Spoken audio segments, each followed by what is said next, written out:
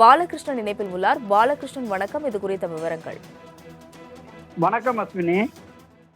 Broiler கோழிகளை பண்ணைகளிலிருந்து அனுப்புவதற்கு முன் தீவன நிறுத்தம் செய்வதை கட்டாயமாக அமல்படுத்துவதை கண்காணிக்க குழு அமைக்க கோரிய வழக்கில் கால்நடைத்துறை இயக்குநர், உணவு பாதுகாப்புத்துறை ஆணையர் நிலைய அறிக்கை தாக்கல் செய்ய மதுரை அமர்வு உத்தரவு பிறப்பித்துள்ளது.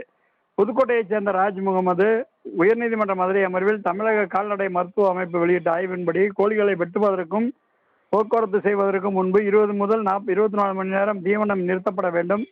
இருப்பினும் கோழிப்பண்ணை உற்பத்தியாளர்கள் போக்குவரத்து வாகனங்களில் ஏற்றப்படும் கடைசி நிமிடம் வரை பிராய்லர் கோழிகளுக்கு கட்டாயமாக தீவனம் அளித்து அவற்றின் எடையை செயற்கையாக அதிகரிக்கின்றனர். இதனால் அதிக அளவில் கழிவுகள் வெளியேறி கோழிகள் சுகாதாரமற்ற முறையில் கொண்டு வரப்படுவதால் பொதுமக்களின் உடல்நலத்திற்கு கடும் பாதிப்பை ஏற்படுத்துகிறது. எனவே பிராய்லர் கோழிகளை பண்ணையிலிருந்து அனுப்புவதற்கு முன் 20 முதல் 24 மணி நேரம் தீவன நிறுத்தம் செய்வதை கட்டாயமாக அமல்படுத்த கண்காணிக்க ஒரு அமைப்பை உருவாக்கவும் உத்தரவிட வேண்டும் என கூறியிருந்தார்.